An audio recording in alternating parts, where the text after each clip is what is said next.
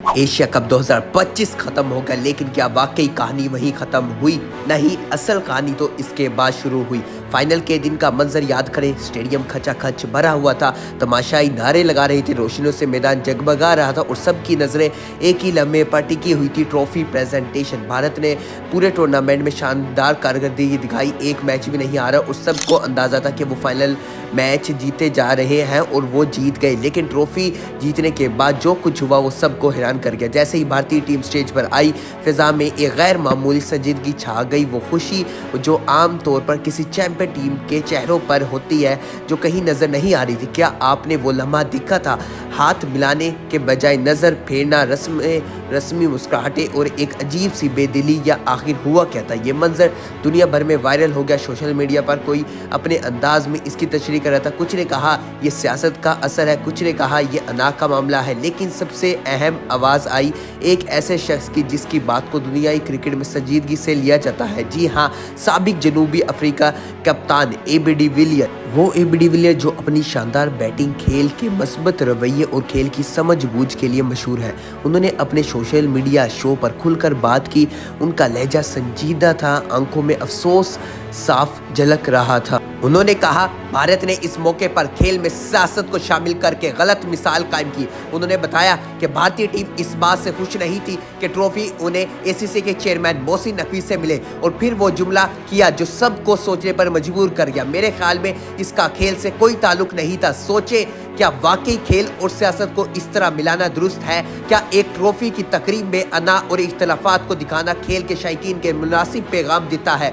De Villiers ने बड़ी खूबसूरती से कहा कि खेल एक अलग दुनिया है, यहाँ जश्न, मुकाबला और जज्बा होता है, सियासत को यहाँ कोई जगह नहीं होनी चाहिए। उन्होंने इख्तितामी तकरीब पर अपने मायूसी जाहिर करते हुए कहा यह मंजर देख दिल अजीब सा हो गया। उम्मीद है ये मामला जल्द संभल जाएगा क्योंकि इसने बहुत बड़ा तासुर छोड़ा है। इनका कहना था कि इस तरह के वाकयात ना सिर्फ खेल की रूह को मुतासिर करते हैं बल्कि खिलाड़ियों को भी एक अजीब दबाव में डाल देते हैं। मुझे ये सब देखना अच्छा नहीं लगा। आखिर में इसने इन सब के जहनों में एक मनफी नक्श छोड़ दिया। उन्होंने कहा कि दूसरी तरफ भारत ने टूर्नामेंट में शानदार परफॉर्मेंस दी, वो नाकाबिले शिकस्त चैंपियन बनी, लेकिन दुनिया ने बात किस चीज की जीत की नहीं। अब सोचिए, एक जीता हुआ टूर्नामेंट जिस पर फख्र होना चाहिए वो एक सियासी तासुर के साए में दब गया।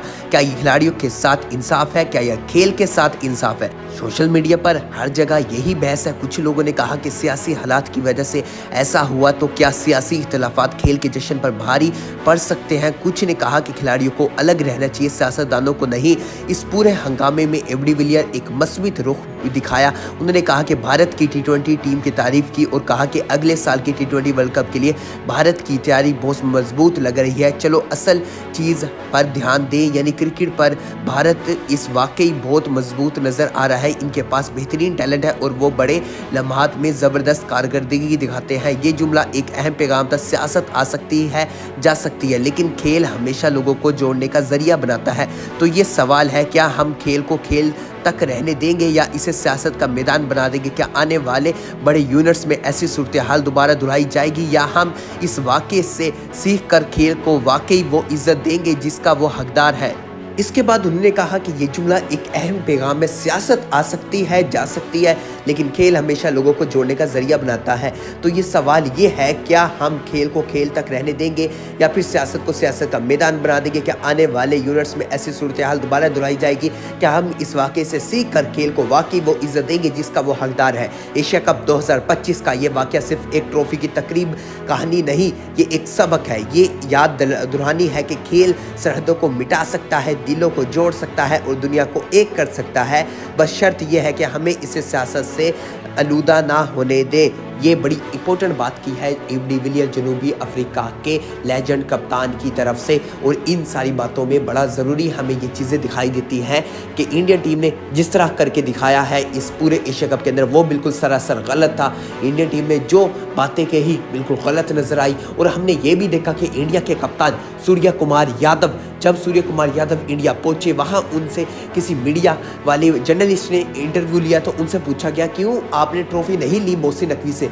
तो आप उसके ऊपर सुनिएगा मोहसिन क्या जवाब था सूर्य कुमार यादव का। उसके ऊपर सूर्य कुमार यादव बोले कि हम तो इंतजार में थे, हमारी तो कोई ऐसी बात थी नहीं, ना हमारी कोई ऐसी शर्त थी कि हम मोहसिन नकवी से ट्रॉफी नहीं लेंगे।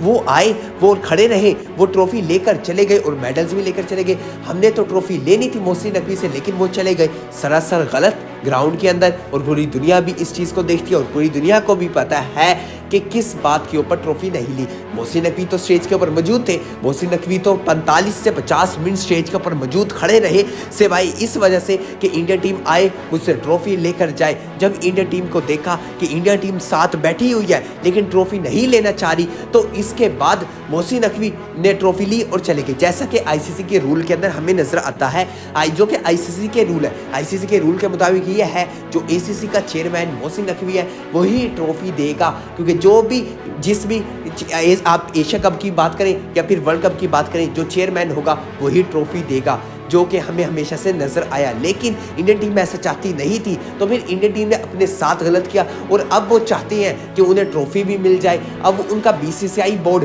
बार बार ये बात दोहराना चाह रहा है कि उन्हें वो ट्रॉफी दी जाए। तो अब यहाँ हम सारी चीज़ों को देख के अगर हम पहचाने तो ट्रॉफी तो लगता है कि अब आसानी से नहीं मिलने वाली। अब जो ट्रॉफी मिलेगी तो वो बड़ी मिन्नतों से ट्रॉफी मिलेगी और इंडिया के कप्तान सूर्य कुमार यादव को ही ट्रॉफी मिलेगी और उनके हाथों से मिलेगी।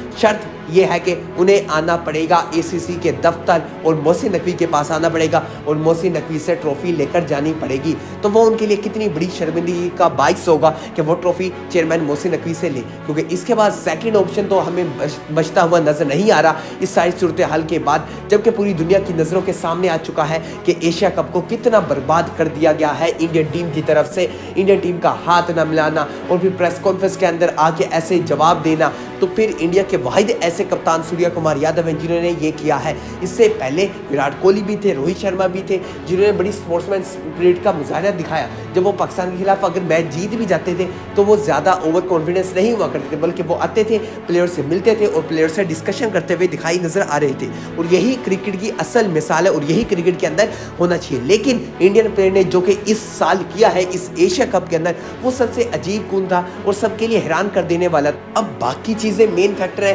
कि दुनियाई क्रिकेटर है किस किस नज़र से देखना चाह रहे हैं और किस किस नज़र से उन्हें दिखाई दे रहा है और किस तरह की स्टेटमेंटें जारी कर रहे हैं। मैंने आपको सुनाई एबी डिविलियर्स बड़े ही सख्त अल्फाजों के अंदर कह रही हैं इंडियन टीम को कि आपने क्रिकेट को सियासत के अंदर मिलाकर बड़ा गलत किया और आपने क्रिकेट को एक सियासत का मैदान बना दिया है, जो कि नहीं बनना चाहिए, क्योंकि क्रिकेट ही एक वाहिद ऐसी चीज़ है जो कि सबको एक यूनिट बनाती है, जो कि सब कंट्रीज़ को एक बना कर रखती है, जो कि हमेशा से हमें नजर आता है। लेकिन इस एशिया कप के अंदर काफ़ी चीज़ें हमें नज़र आई जो कि काफ़ी क्रिकेट को भी ख़त्म कर देने वाली है, क्योंकि अगर आप सियासत लाए क्रिकेट के अंदर जो कि फिर कभी ख़त्म नहीं होने वाली, इन चीज़ों से हमें दूर रहना होगा। हमें डिविलियर की स्टेटमेंट से समझ आई कि डिविलियर ने बड़ा ज़रूरी बातें कही इंडियन टीम के बारे में। उन्होंने कहा कि ये चैंपियन टीम है, जो सच बात है उन्होंने सच बात कही, उन्होंने कहा बड़ी अच्छी परफॉर्मेंस करके दिखाई। तो इन सारी चीज़ों के बाद उम्मीद करते हैं इंडियन टीम तक बेहतर असर पहुँचे। मिलता हूँ आपसे अगली वीडियो में, तब तक के लिए अल्लाह हाफिज़।